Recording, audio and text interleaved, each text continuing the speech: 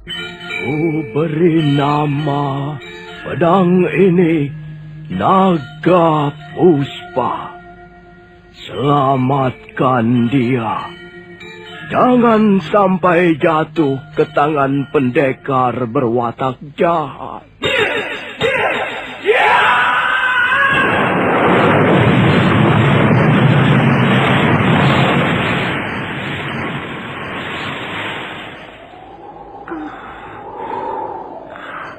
Kakang Kamandanu, kau masih juga tidak percaya bahwa aku mencintaimu. Mesin, maafkan aku, Mesin. Mesin. Mesin!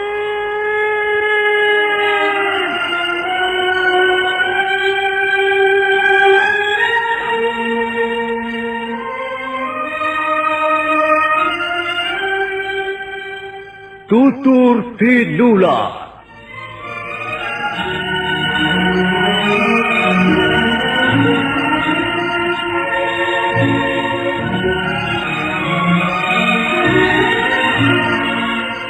Sebuah sandiwara radio serial, produksi Sanggar Cerita dan Teater Sanggar Prativi. Sebuah kisah dengan latar belakang sejarah runtuhnya Singasari dan berdirinya Kerajaan Majapahit.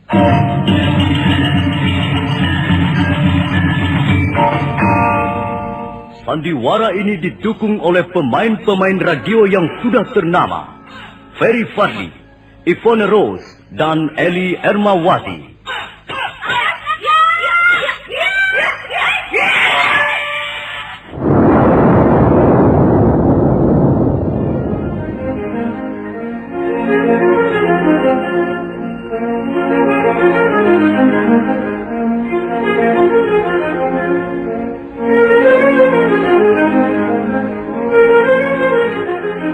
Cerita ini ditulis dan disusun oleh S. Tijab. Teknik dan montase dikerjakan oleh M. Pranoto dan Edwin Sutali. Dengan sutradara C. Ispriyonoka. Kali ini mengetengahkan episode keempat dengan judul Kemelut Cinta di Atas Noda.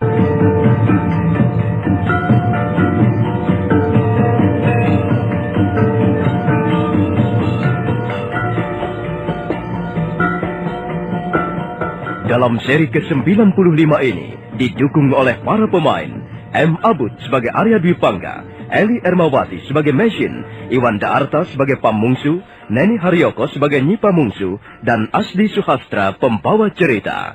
Selamat menikmati.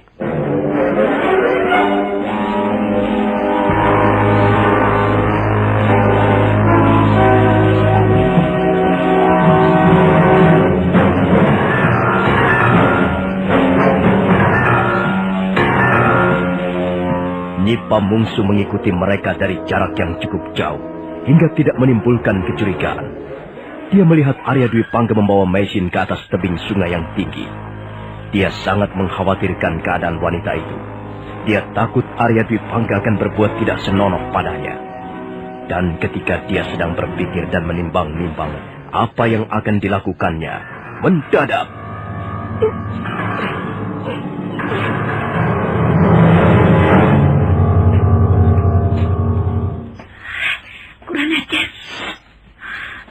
Mengapa kau mengikuti aku, Kakak? Ya, aku yang harus bertanya, mengapa kau mengikuti mereka, Nyi? Kau lihat sendiri kan, apa yang dilakukan Gustimu Dwi Pangga itu? Apa yang dilakukan? Apalagi kalau bukan perbuatan yang tidak senonoh. Dia telah pergi membawa Nona Mesin ke atas tebing sungai itu, Kakak.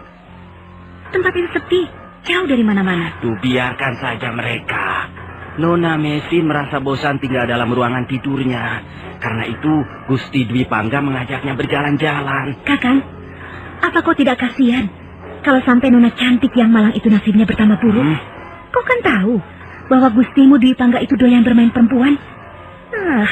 Kau sendiri sering menceritakan bahwa dia senang bermain asmara dengan wanita cantik yang bukan istrinya. Nah, mengapa kau masih juga membelanya, Kakang? Dan bahkan kulihat sepertinya kau memberikan kesempatan padanya. Kesempatan apa, Nyi? Kesempatan apa? Tentu saja kesempatan agar si kucing segera bisa menubruk dendeng manis yang disimpan dalam lemari makan. Sudahlah, Nyi. Itu urusan mereka, bukan urusan kita. Ayolah kita pulang. Nanti kalau Gusti Dwi Pangga tahu kita di sini, wah. Kakang, kau ini kok takut sekali sama Gusti Dwi Pangga? Aduh, kau jangan bodoh, Nyi. Selama ini kita mendapat uang banyak dari Gusti Dwi Pangga. Kita banyak mendapat keuntungan dagang dan bisa membeli segala macam juga karena Gusti Dwi Pangga. Lihat, kalung emas 24 karat yang kau kenakan itu dari mana uangnya? Dari Gusti Dwi Pangga. Aku setuju. Aku setuju kau bekerja pada Gusti Dwi Pangga, Kakang Pamungsu. Tapi, apakah dengan begitu lalu kita menutup mata dan telinga? Justru kita harus menyelamatkan hidup rumah tangga Gusti Dwi Pangga. Dia kan sudah punya istri dan anak, Kakang. Kalau kau tutup mulut dan pura-pura tidak tahu apa yang dilakukan oleh Gustimu, apa itu bukan menjerumuskan namanya? Lalu kau mau berbuat apa, Nyi? Melarangnya mendekati wanita itu? Ya begitu, kalau kau ingin membalas jasanya. Jangan malah mengajarinya berbuat yang kurang susila, Kakang. Coba, kalau sampai istrinya, Nini Rati tahu bahwa suaminya menyimpan wanita lain di rumah kita. Apa kita tidak malu? Ya, tentu saja hal ini harus dirahasiakannya, Nyi. Jangan sampai bocor ke telinga istrinya.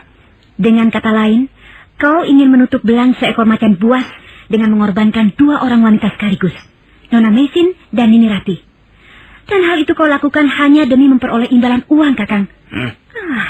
Apa kau ingin menjadi orang kaya, tapi tak punya hati, tak punya perasaan? Aduh, sudah. Jangan banyak ngoceh macam-macam. Ayo pulang. Biarkan saja mereka. Kita urus saja keperluan kita sendiri. Kau mau pulang atau tidak, Nyi? Kau memaksaku, Kakang Pamungsu? Baik. Kalau memang begitu keinginanmu, baik. Akan kulabrak Arya Dwi Pangga. Akan kuhajar sampai babak belur. Tapi setelah itu, kita akan kehilangan kesenangan hidup yang selama ini kita nikmati, Nyi. Kita akan kembali menjadi orang miskin. Kau tak akan memakai pakaian bagus lagi. Dan kalung emas di lehermu itu harus dicopot untuk makan sehari-hari. Kau mau begitu, Nyi? Jawab. Apa kau mau begitu? Apa harus begitu akibat yang kita hadapi, Kakang? Jelas begitu. Kalau kita ingin hidup senang seperti sekarang ini, syaratnya hanya satu. Membuat Gusti Dwi Pangga senang. Mengikuti apa keinginan beliau. Sehingga beliau senang dan puas. Itu saja.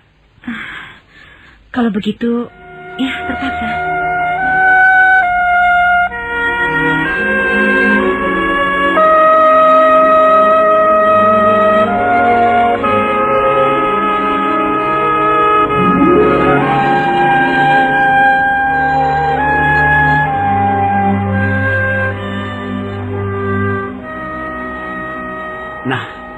Lihat, bukankah indah sekali sungai Kapulungan tampak dari atas tebing ini? Lihat, tubuhnya menjulur panjang menyusuri lembah, berkelok-kelok seperti seekor ular naga. Iya, memang indah sekali pemandangan di daerah ini. Kau lihat gunung yang menjulang tinggi itu, namanya Gunung Welirang. Dan yang di sana itu, namanya Gunung Penanggungan. Di sebelah sana itu juga ada sebuah gunung. Itu Gunung Bromo. Di belakangnya lagi Gunung Lamongan. Dan lihat, di sebelah selatan sana. Saya sepertinya melihat sebuah bangunan istana. Itu memang istana. Istana Singasari. Dulu, pusat pemerintahan terletak di istana itu. Tapi sekarang sudah pindah ke kota Kediri. Istana Singasari sudah jatuh ke tangan Prabu Jayakatwang yang sekarang menjadi raja di Kediri. Apakah di negeri Tuan juga seringkali terjadi perang sebagai akibat perebutan kekuasaan? Ya, memang begitu. Kau benar. Tapi aku sama sekali tidak menaruh minat pada soal-soal kenegaraan. Mengapa? Perang kuanggap sebagai akibat ulah sekelompok manusia yang tolol. Mengapa mereka menyia-nyiakan hidup yang amat singkat ini dengan mengurusi perang? Mengapa mereka tidak menikmati hidup ini dengan sepuas-puasnya? Itulah. Sekelompok manusia bodoh selalu melakukan kebodohannya dengan gayanya masing-masing. Tapi Manusia tidak sama, Tuan. Mereka hidup dengan panggilan hidupnya masing-masing. Saya juga tidak menyukai perang dan kekerasan. Tapi saya mempunyai alasan yang sedikit berlainan dengan Tuan. Maksudmu? Perang harus dilihat dari segi kepentingan banyak manusia. Bagi saya, perang untuk melenyapkan tindakan angkara murka tidak ada salahnya. Apakah negerimu juga sering dilanda peperangan? Iya. Negeri kami hampir setiap saat ditimpa bencana peperangan besar yang banyak menelan korban jiwa manusia. Negeri kami terdiri dari banyak suku, dan mereka, suku-suku itu saling ingin menguasai. Di mana letak negerimu itu, Mesin? Jauh, di seberang lautan. Namanya? Mongolia. Jadi sekarang ini aku sedang duduk dan berbicara dengan seorang wanita keturunan Mongolia. Iya, saya seorang keturunan Mongolia. Saya adalah seorang gadis yatim piatu. Kedua orang tua saya sudah tak ada lagi ketika saya berumur 2 tahun. Saya lalu diambil anak angkat oleh seorang pendeta yang sepanjang usianya hanya mengabdi pada kebajikan dan agama. Lalu saya dibawa dan dibesarkan di sebuah kuil yang terletak di lereng bukit Homoshan. Ya, memang perjalanan nasib manusia tidak menentu adanya. Lalu mengapa kau tiba-tiba bisa sampai ke negeri Jawa ini? Siapa yang membawamu kemari?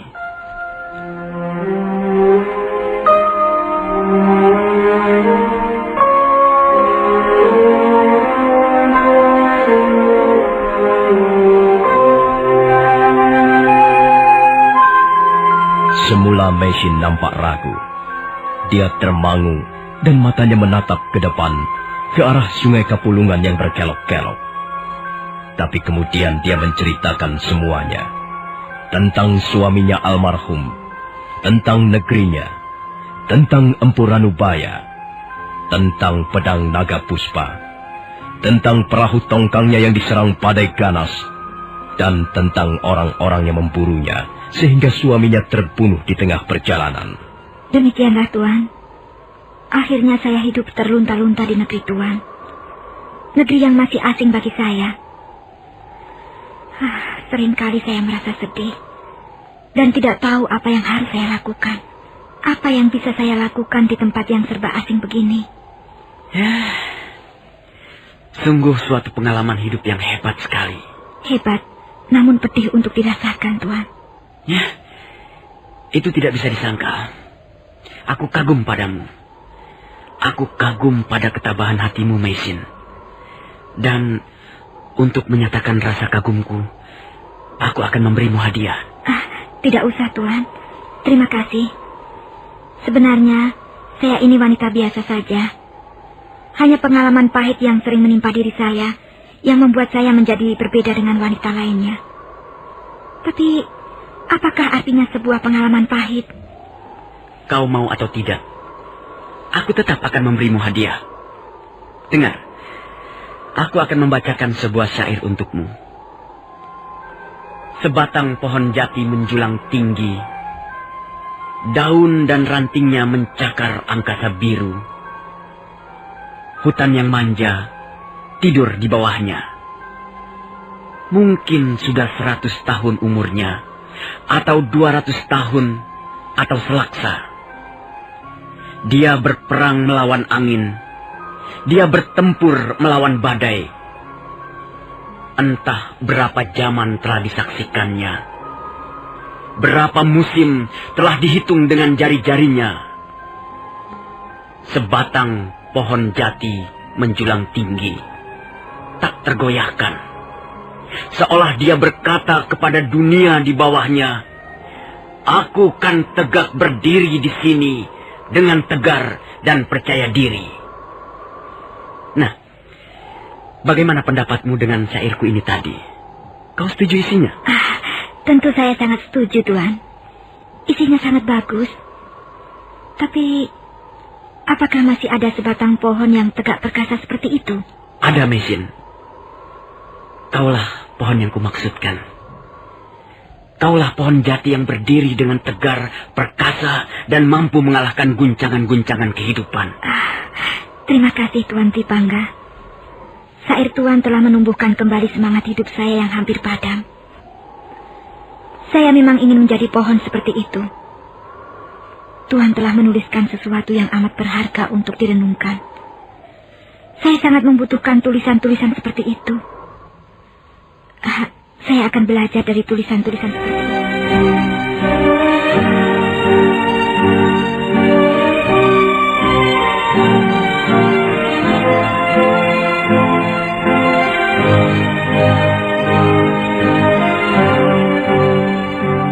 Malam harinya, Meisin diam terbaring di atas tempat tidurnya, tapi matanya tidak mau terpejam. Di tangannya terselip daun-daun rontal yang bertuliskan kalimat-kalimat syair. Sekalipun langit terbelah dan hujan menenggelamkan bumi, kulihat kau tetap tegak berdiri di atas puncak kesetiaanmu pada Sang Pemberi. Indah sekali bunyi syair ini. Indah dan mengandung tenaga hidup yang luar biasa dahsyatnya. Kadang kala dunia ini tidak ramah pada kita. Angin tidak lagi bertiup sejuk. Apa yang kita cintai pergi menjauh. Anak-anak tak ada yang tertawa. Matahari menyinarkan kedengkian. Dan bulan memancarkan cahaya keangkuhan. Bentangan langit tak lagi berwarna biru. Mega-mega merangkak sedih di bawah dinding batu. Biarkan semuanya itu, pahit dan manis, akan segera berlalu. Tak ada yang abadi di dunia fana ini. Mengapa harus membuang air mata percuma? Lebih baik tersenyum, sekalipun hanya di dalam hati. Sungguh halus perasaan Tuan Tripangga. Kata-kata yang dituliskannya mengandung arti yang dalam. Siapakah dia sesungguhnya? Siapapun dia, agaknya aku bisa mempercayainya. Meisin lalu berusaha memejamkan matanya. Dan malam itu, dia bermimpi Arya Dwi Pangga membimbing tangannya.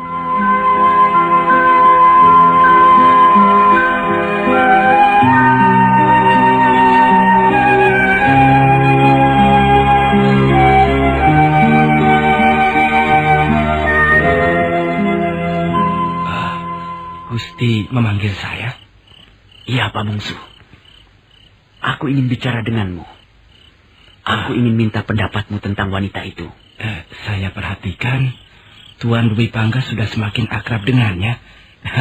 Apa ada kesulitan baru? Ada Pak Mungsu. Ada kesulitan yang perlu pemikiran panjang.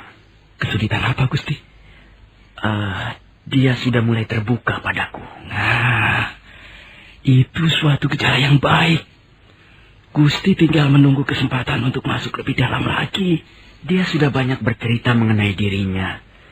Tapi ada satu bagian dari ceritanya yang menjadikan ganjalan di hatiku, Pak Mungsu. Setelah suaminya meninggal dalam perjalanan, rupanya dia pernah mendapat pertolongan dari seseorang. Saya kira itu hal yang biasa, Gusti. Apalagi wanita cantik seperti Nona Meisin. Siapa yang tidak ingin menolongnya? Gusti tidak usah merisaukan hal itu. Tunggu dulu, Pak Mungsu. Aku belum selesai bercerita. Baik, Gusti. Silakan. Aku juga tidak akan mempersoalkan hal ini kalau aku tidak tahu siapa orang yang telah menolong Meisin.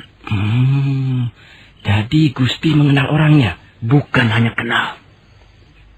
Dia adalah adikku sendiri, Arya Kamandanu. Oh, jadi Nona Meisin pernah ditolong Gusti Kamandanu? Ya, agaknya begitu, Pak Mungsu. Lalu mengapa dia pergi dengan diam-diam dan akhirnya pingsan di tengah jalan? Rupanya selama ini Meisin tinggal di Kurawan bersama Ayahanda Hanggareksa. Dan rupanya Ayahanda Hanggareksa tidak menyetujui hubungan Kamandanu dengan Meisin.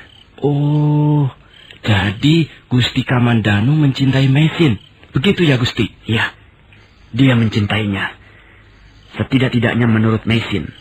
Dan agaknya Meisin tidak menyambut hangat uluran cinta Kamandanu. Mungkin itulah sebabnya dia meninggalkan Kurawan.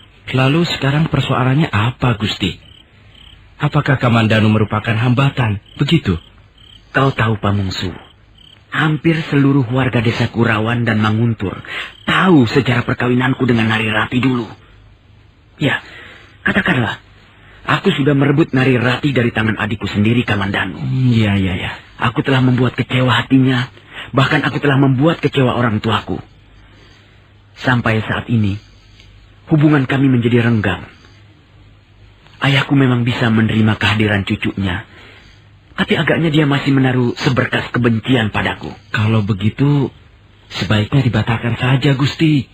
Dibatalkan bagaimana? Wah, akibatnya bisa berbahaya, Gusti. Pengalaman pahit masa lalu bisa terulang kembali. Maksudmu, aku tidak boleh mendekati Meisin? Iya, begitu.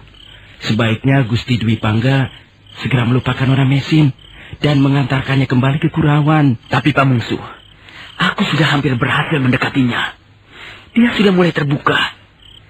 Aku yakin, sebentar lagi aku akan bisa menaklukkan hatinya. Tapi akibatnya, Gusti, akibatnya. Aku tidak peduli apa yang akan terjadi. Oh, mengapa Gusti tidak mencari wanita yang lain saja? Masih banyak wanita cantik yang... Tidak, Pamungsu. Kau tidak bisa mengganggu kesenanganku tentang wanita. Bagaimanapun juga, aku harus bisa menaklukkan hatinya. Aku harus mendapatkan cintanya dan kasih sayangnya. Kalau toh hal ini akan membuat Kamandanu kecewa, biar saja. Mungkin itu sudah nasibnya.